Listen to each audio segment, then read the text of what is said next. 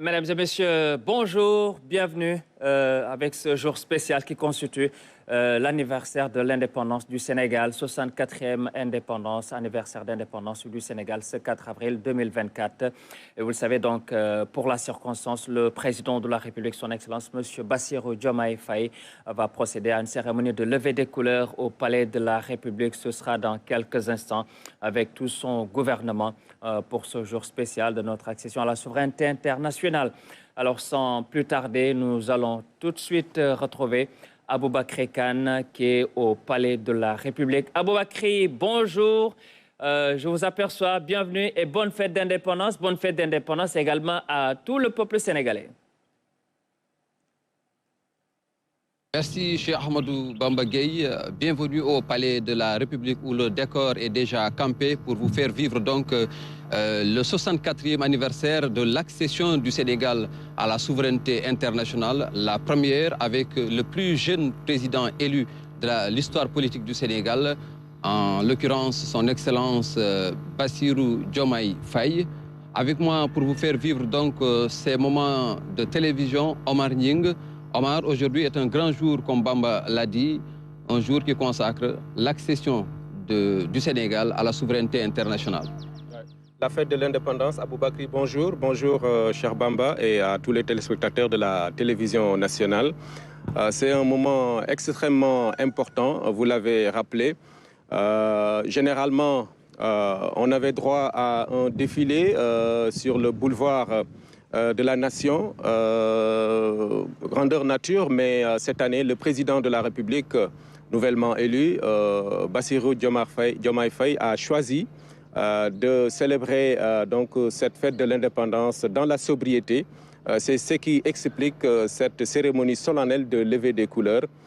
Et certainement, je le disais, l'année prochaine, on va renouer avec les festivités, avec un grand défilé et certainement, parce que le contexte, évidemment, va donc s'y prêter. Aujourd'hui, donc, nous sommes au Palais de la République où le président Bassirou Diomaye Faye est attendu exactement à 10 heures. Avant lui, évidemment, il y aura des autorités civiles et militaires qui vont arriver ici, le précéder, donc sur cette place mythique, le Palais de la République qui abrite cette cérémonie solennelle, Aboubakry. Effectivement, Omar, vous l'avez si bien dit, 2 jours seulement après sa prestation de serment, le président Bassirou Diomaye Faye a opté donc pour une cérémonie solennelle de levée des couleurs à la place du traditionnel défilé civil et militaire à la place de la nation, ou encore la prise d'armes à la place de l'indépendance. Il a opté donc pour la levée des couleurs, une cérémonie militaire solennelle qui marque donc le 64e anniversaire de l'accession du Sénégal à la souveraineté internationale. Ce sera donc des grands moments qui vont marquer donc cette cérémonie, la première du président nouvellement élu, et d'importantes autorités sont également attendues ici au Palais de la République, Omar. Oui, effectivement, des autorités civiles et militaires, parce qu'Aboubakry, vous savez, hein, le 4 avril, c'est également la fête des forces armées. C'est pourquoi ils seront présents, ceux qui dirigent ces institutions de notre armée nationale, mais également sont attendus ici les présidents d'institutions, à savoir le président du Conseil économique, social et environnemental, le Haut Conseil des collectivités territoriales, mais également le président de l'Assemblée nationale. Je devais commencer d'ailleurs par lui. Donc il y aura également le Premier ministre. Toutes ces autorités vont donc arriver ici avant le président de la République, dont la venue ici au Palais est prévue, je le rappelle, à 10 heures précises. Et à ce moment-là, on donc procédera à cette cérémonie symbolique de levée des couleurs. Vous les apercevez, donc la mise en place est déjà terminée. On voit le détachement de la garde présidentielle qui va donc faire les honneurs aux autorités qui seront ici présentes sur le perron, sur le perron d'honneur donc du Palais de la République, Aboubakry.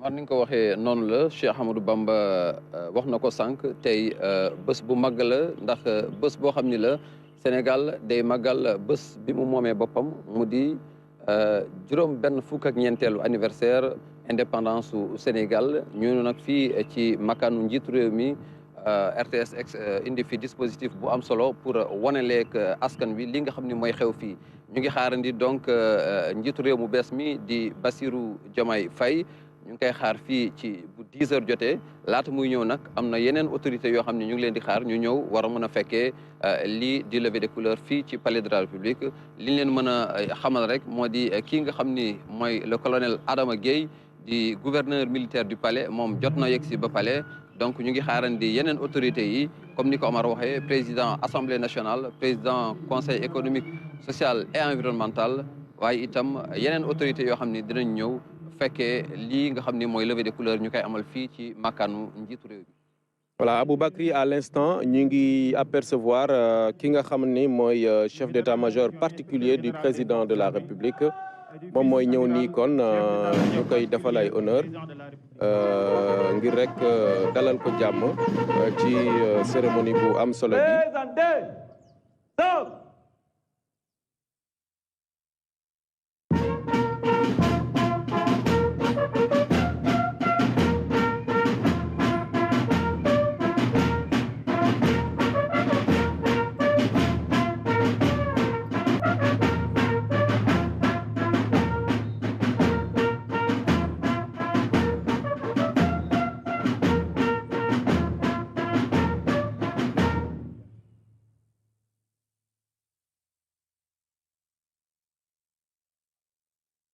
L'arrivée du chef d'état-major général particulier du chef de l'État. À sa suite, il y aura certainement d'autres généraux qui vont venir donc retrouver les autorités ici au palais de la République. Omar mu di loo xam ni day wane ni rek yëf yi tàmbali na fii ci palais de la République. Absolument. Aboubacry di nga gis ñeneen ñu ñëw ndax comme ni ma ko waxee autorités yi nga xam ni ñoom ñoo représenté armée bi ñoom ñooy jiitu président de la République waaye tamit yeneen président d'institution yi wax nga ko léegi chef d'état-major particulier du président de la République moom moo ñëw noonu léegi nag ci programme bi dafa naa kii war a yegsi après moom moom mooy kii nga xam ni mooy le général de corps d'armée chef d'état-major des armées moom moo war a yegsi wala le grand chancelier dafa naa le grand chancelier dans tous les cas on va l'apercevoir bu yegsee rek kon ñu bàyyi ngeen dund li nga xam ne mooy accueil bi ñu koy réserver donc en principe chef d'état le général grand chancelier moom mooy ñëw bu ci noppee waa may Meysenia après je pense que si le SEMGA di ñëw ak ki nga xamante ni moo diriger gendarmerie muy le haut commandant de la gendarmerie nationale donc ñoom ñëpp kon dinañu teew fii ci kanam su ko defee ñu ñëw précédé président de la République ak yeneen chef d'institution yi ndax noonu la cérémonie bi daan demee fii bu njiitu réew mi yegsee nag ñuy soog a tàmbali levée des couleurs bi ci 10 heures lañ ko prévoir maa ngi koy fàttali Aboubacry. Effectivement, donc après l'arrivée du chef d'état-major particulier du chef de l'État, il est attendu l'arrivée du grand chancelier, mais également celle du SEMGA, le chef d'état-major général des forces armées, mais aussi, comme vous l'avez dit, le haut commandant de la gendarmerie nationale, directeur de la justice militaire, en l'occurrence le général Moussa Fall. Mais il y aura également les présidents d'institutions, il y aura également le nouveau Premier ministre Ousmane Sonko, qui fera partie des proches collaborateurs du président Bassirou Diomaye Diakhar Faye, qui sont donc attendus ici au Palais de la République. Oui, Aboubacry ni nga ko waxee rek mu nekk lu am solo kon cérémonie boo xam ni ñu fàttali ko mbokk yi fii lañ koy defee ci Palais de la République muy levée des couleurs loolu nag li ko waral mooy président Bassirou Diomaye Faye def ko fas yéene célébrer 4 avril fête de l'indépendance dans la sobriété moo waral kon ñuy def cérémonie de levée des couleurs bi kon Aboubacry beneen assister à l'arrivée des officiers généraux. beneen général mooy ñëw noonu. Monsieur le général d'armée de corps d'armée, grand chancelier de l'ordre national du Lion. Grand chancelier comme ni ñu ko waxee. Monsieur le général de corps d'armée, chef d'état-major des armées. De monsieur le général de corps d'armée, haut commandant de la gendarmerie nationale et directeur de la justice militaire. dafa naa ñuy ñëw. Arrivée groupée des officiers généraux.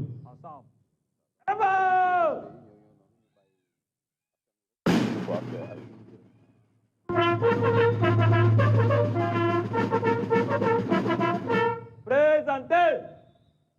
Stop.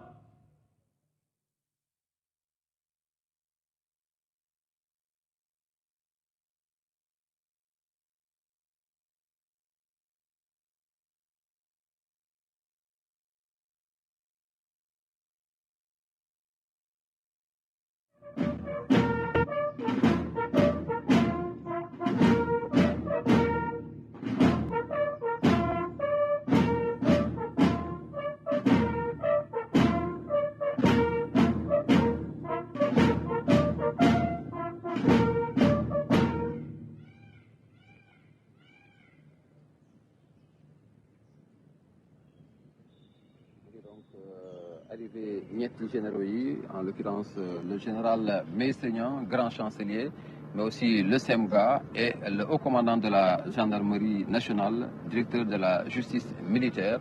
Omar ñaari fan rek donc ginnaaw bi nga xamante ne njiitu réew mu bees mi di Bassirou Diomaye Faye waat na di prestation de serment mu opté donc pour amal lii nga xam ni moo di levée des couleurs fii ci palais de la République wuute ak li ñu daan gis mu di 4 avril bu ànd ak défilé militaire et civil fële ci place de la nation wala sax prise d'armes ci place de l'indépendance moom nag ñaari fan ginnaaw bi mu toogee rek mu opté donc pour amal fii ci makkaanu njiitu réew mi li nga xam ni mooy levée des couleurs ngir màggal donc li nga xam ni mooy 64e anniversaire indépendance suñu réew di Sénégal. voilà juróom benn fukki yoon ak ñeent muy 64e anniversaire de l'indépendance du Sénégal gannaaw nag ba officiers généraux yooyu ñëwee maanaam SEMGA au commandant de la gendarmerie ak ki nga xamante ni moom moo di chancelier le général Niang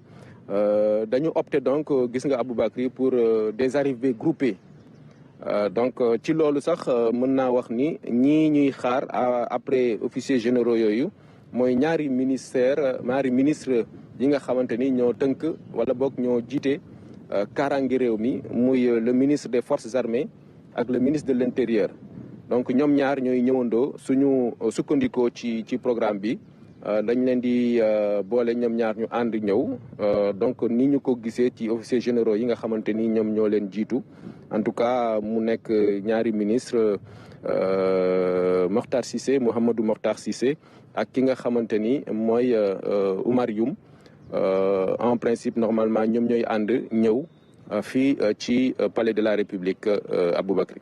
Effectivement, après donc l'arrivée des généraux, il est attendu, comme vous l'avez dit, celle du ministre de l'Intérieur, Mouhamadou Mokhtar Cissé, en compagnie du ministre des Forces armées, Maître Oumar Youm, qui ne vont pas tarder donc à faire leur entrée ici au palais de la République. Et après eux, on aura également l'arrivée des présidents d'institutions. Voilà, voilà. Dans un instant, nous allons assister à l'arrivée groupée de monsieur le ministre. Il s'agit de monsieur le ministre, directeur du cabinet du président de la République, et de monsieur le ministre, secrétaire général de la présidence. Arrivée groupée de monsieur le ministre.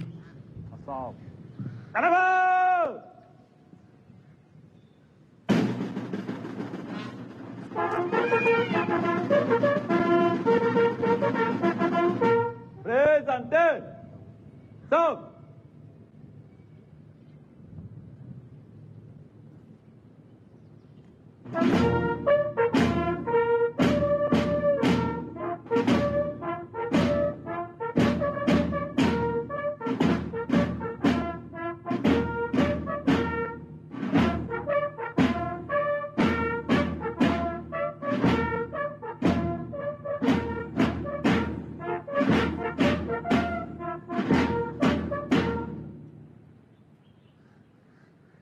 voilà mu ngi donc ministre de l'intérieur Mouhamadou Makhtar Cissé mi denk biir réew mi mu ñëw nag ànd ak Omar ñaari collaborateur yu yees yi nga xam ni bokk na ci ñi ñi njëkk tabb ci régime son excellence Bassirou Diomaye Faye mu di Mary Teuw Niane directeur de cabinet du président de la République mais également Oumar Samba Ba secrétaire général de la présidence de la République.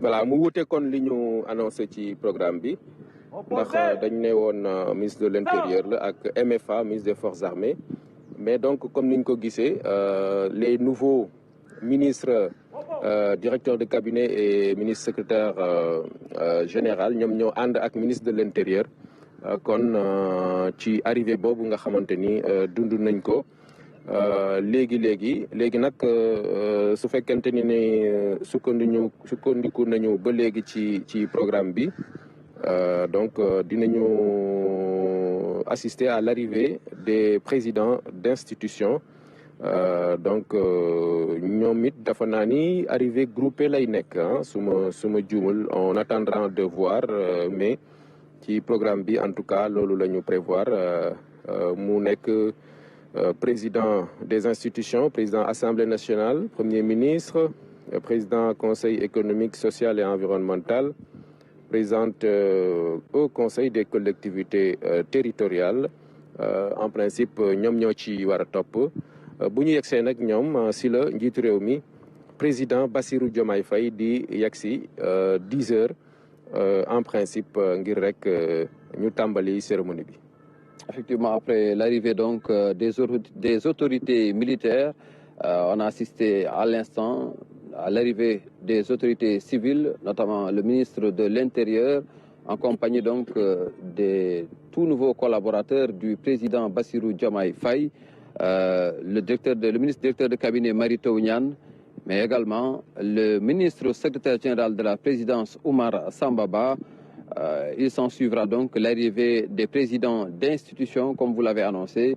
Il s'agira du Premier ministre, du président du Conseil économique, social et environnemental, mais également de la présidente du Haut Conseil des collectivités territoriales qui devrait arriver également en même temps ici au Palais de la République. Ouais, et on aperçoit à l'instant des visages qui nous sont familiers, Aboubakri, des gendarmes qui collaborent avec nous ici au Palais de la République, notamment le commandant Ndong et le colonel Ndiaye, et d'autres gendarmes qui assurent la sécurité ici, de même que les autres, la garde rapprochée. C'est l'instant, c'est le moment de leur rendre un vibrant hommage parce qu'ils abattent un travail extrêmement important, notamment dans la sécurité du président de la République, de même que bien sûr ce détachement de la garde présidentielle qui assure les honneurs en de pareilles circonstances.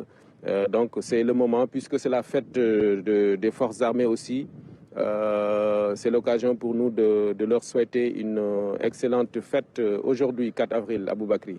Effectivement xam nga feetu 4 avril mooy dañuy màggal bés bi nga xam ni ci la Sénégal moom boppam mu di fête boo xam ni Sénégal yëpp ko bokk waaye nag ñi nga xam ni ñooy takk der yi ñu am ci cër bu am solo rawatina nag tey ci li nga xam ni mooy levée des couleurs mu am benn détachement donc de la garde présidentielle boo xam ni moo am honneur tey amal li nga xam ni mooy am fii ci palais de la République mooy honneur yi ñu war a delloo njiit réew mi di son excellence Bassirou Diomaye Diakhar Faye. Voilà le général Moussa Fall qu'on ne présente plus, qui joue un rôle également extrêmement important dans la sécurisation du pays, de même que les autres officiers généraux d'ailleurs, le Semga Cissé et tous les autres. Vraiment, on leur doit beaucoup. C'est forces de défense et de sécurité parce que nous, li ñu koy waxee ci wolof suñu tëddee bay nelaw suñu kër yi guddi gu nekk dafa naa ñoom lañ ko war a santé gërëm leen ko parce que saa su ne ñu ngi farlu ngir rek aar réew mi waaye tamit aar ñi nga xamante ni ñoo nekk fii ci Sénégal muy askan wi donc lu am solo la kon ñu bàyyi leen ngeen ànd ak ñun xool autorités yi nga xam ni ñoom ñooy ñëw ci jamono ji fii ci perron d'honneur bu palais de la République. Le président du Conseil économique, social et environnemental et de Monsieur le Premier ministre.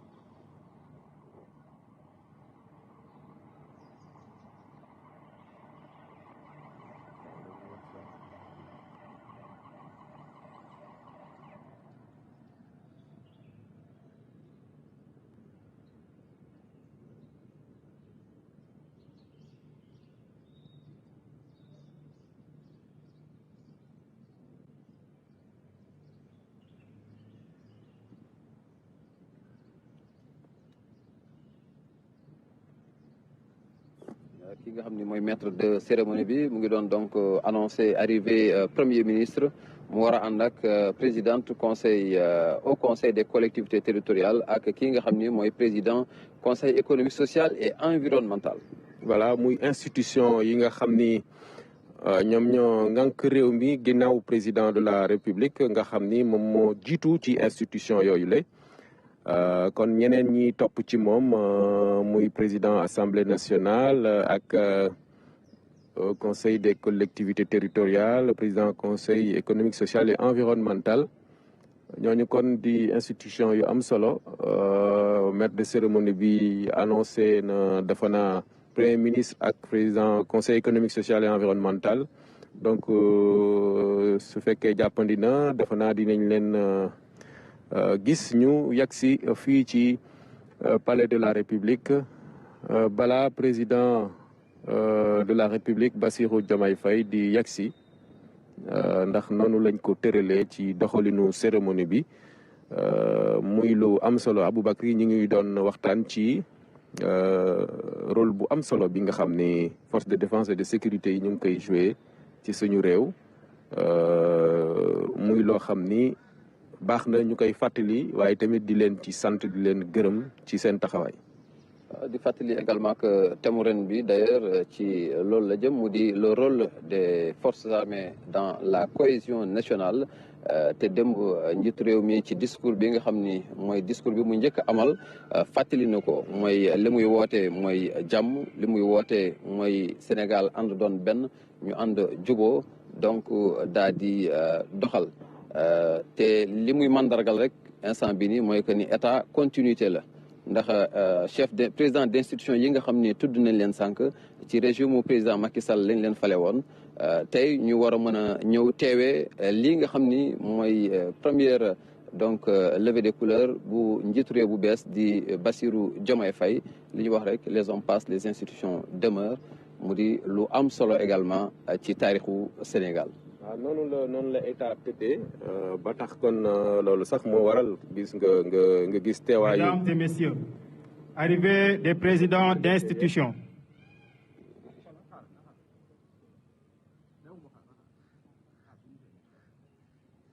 mu doon annoncé sànq léegi la ñuy doog a di yegsi. voilà muy premier ministre di. président conseil économique social et environnemental waaye président assemblée nationale.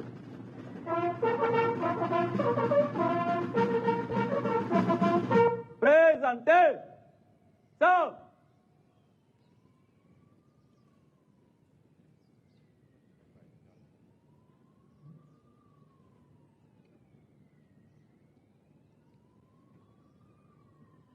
voilà monsieur Amadou Mame Diop.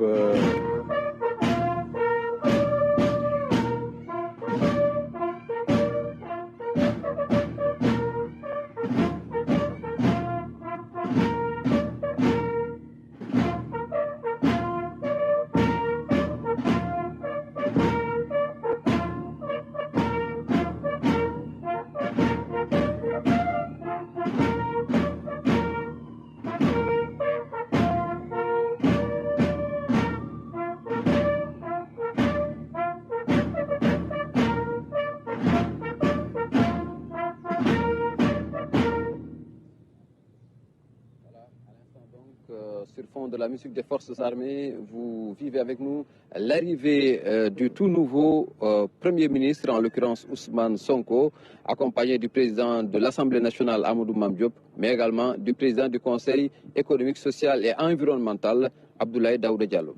Voilà, ils seront complétés par la présidente du Haut Conseil des collectivités territoriales, Madame Aminata Mbengue Ndiaye, vous l'apercevez. Elle est passée de l'autre côté, donc pour dans un instant, en place, nous allons assister aux côtés des autres institutions. À la revue de son Excellence, M. Bassirou Diomaye Diakhar Faye, président de la République.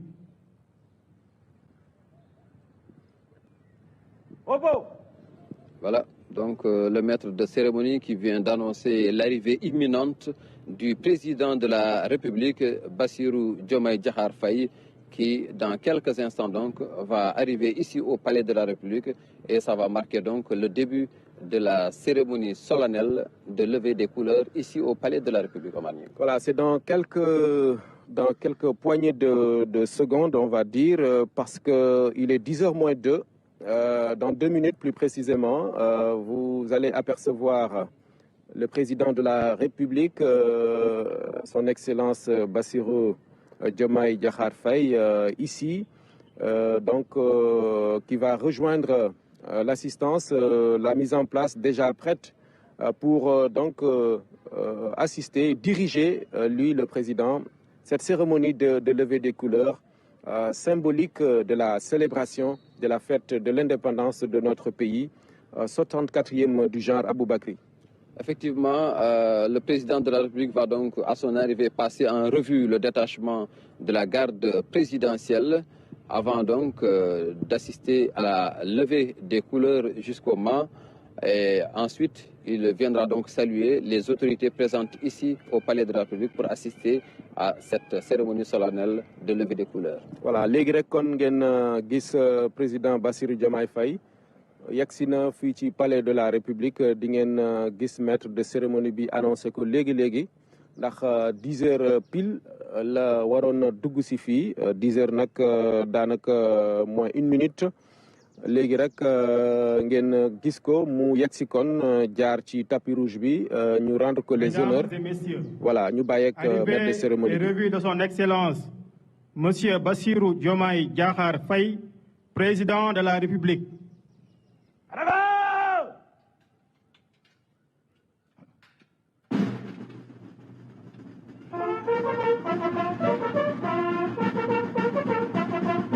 Présentez. Stop.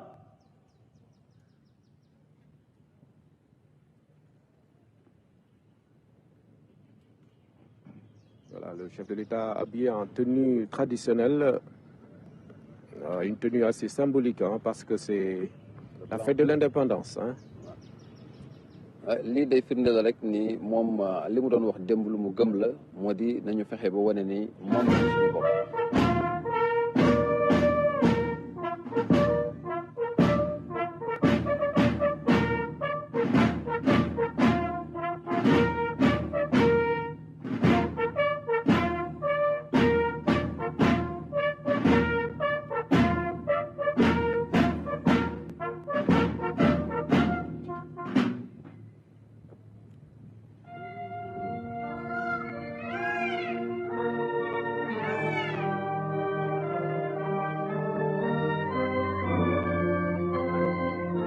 Excellence, Monsieur le Président de la République, les honneurs vous sont rendus par un détachement de l'escadron spécial de la garde présidentielle commandé par le lieutenant John Michel Ndiaye. À vos ordres, Monsieur le Président de la République.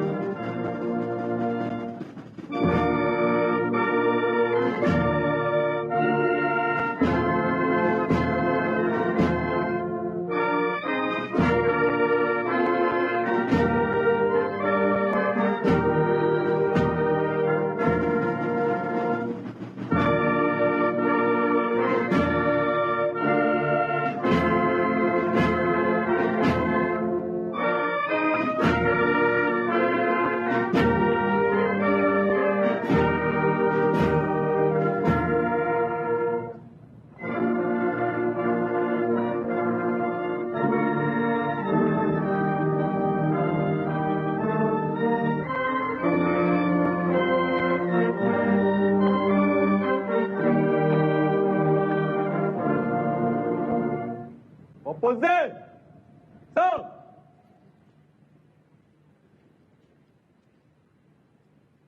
Oppo.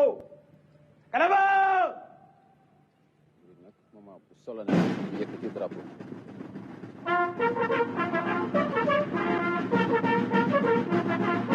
Présentez. Stop.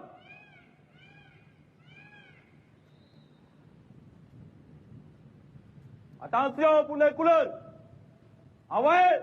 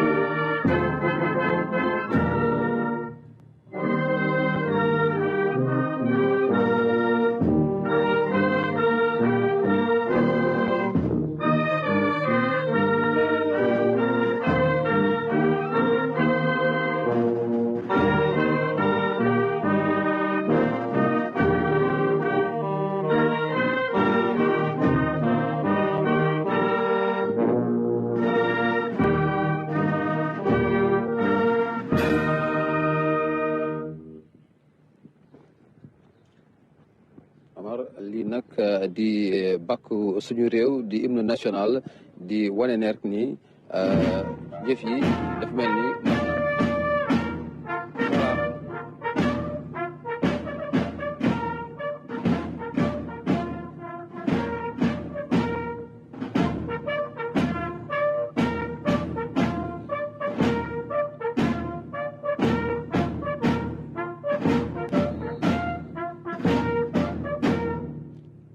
voilà, c'était donc la levée des couleurs qui consacre la célébration du 64e anniversaire de notre accession à l'indépendance, marquée donc par une levée des couleurs. Le président Bassirou Diomaye Diakhar Faye qui est arrivé à 10 h, qui a passé donc en revue le détachement de l'escadron spécial donc de la garde présidentielle, avant de saluer les autorités civiles, mais aussi les autorités militaires, notamment les présidents d'institutions ici présent pour assister avec lui à la levée des couleurs. Omar mu di rek li nga xam ni moom lañ doon xaarandi mu mel ni yëf yi nag mot na. voilà cérémonie bi kon mi ngi noonu Aboubacry ni nga ko waxee rek gannaaw ba mu yegsee fii ci palais de la République moom président Bassirou Diomaye Faye fekk fi autorité yi nga xam ni ñoo jiite l'armée bi waaye tamit autorité yi jiite institution bi ñoom ñëpp ñu ànd kon ñu defal ko revue des troupes. ay honneur ginnaaw gi kon ñu yëkkati drapeau bi loolu kon mooy cérémonie symbolique bi nga xam ni moom la ñu doon amal ngir rek célébrer fête de l'indépendance bu Sénégal ren ni mu ko gisee wala boog ni mu ko dogalee moom président Bassirou Diomaye Faye léegi nag gannaaw ba ñu defee cérémonie bi day ànd ak kilifa yooyule fii ci palais de la République ci biir palais bi ngir rek saafonteeg ñoom un grand moment de communion après donc cette cérémonie solennelle de levée des couleurs qui donc marquait la célébration de l'indépendance de l'anniversaire de l'indépendance de la République du Sénégal. C'était donc un moment assez symbolique, Aboubacry, que nous avons eu le plaisir de vous faire vivre. Chers téléspectateurs, donc Abou ma bàyyi la rek nga dellu fële Triangle Sud ak Cheikh Ahmadou Bamba Gueye. voilà ni ko Omar waxee rek Cheikh Ahmadou Bamba Gueye lii la ñu mënoon a jàppandi ci li nga xam ni moo xew tey fii ci makkaanu njiitu réew mi mu di levée des couleurs bi nga xam ni day sargal di màggal bés bi nga xam ni ci la Sénégal moom boppam ñu toll ci 64e anniversaire njiitu réew mi président Bassirou Diomaye Diakhar Faye jiite ko bi mu paree nag mu daal di retiré wu ànd ak autorités yi nga xam ni ñoo fekkee cérémonie bi lii la ñu mën a jàppandi ci li fi xewoon tey ci makkaanu njiitu réew mi di présidence de la République. Aboubakry Kane. Voilà, donc merci beaucoup Aboubakry Kane. Également merci à Oumar Nying qui était ensemble au Palais de la République pour vous faire suivre donc en direct cet temps fort de cette cérémonie de levée des couleurs au Palais de la République avec le 64e anniversaire de l'indépendance du Sénégal, avec la présence des présidents d'institutions mais également des collaborateurs du président de la République, de son cabinet présidentiel et bien entendu les officiers généraux qui sont également présents, le SEMGAL au commandement de la gendarmerie nationale, le grand chancelier de l'Ordre national du Lion et enfin qui ont été rejoints par le président de la République, son Excellence, M. Bassirou Diomaye Faye, qui a présidé cette cérémonie de levée des couleurs qui marque l'anniversaire de notre indépendance du Sénégal, 64e indépendance.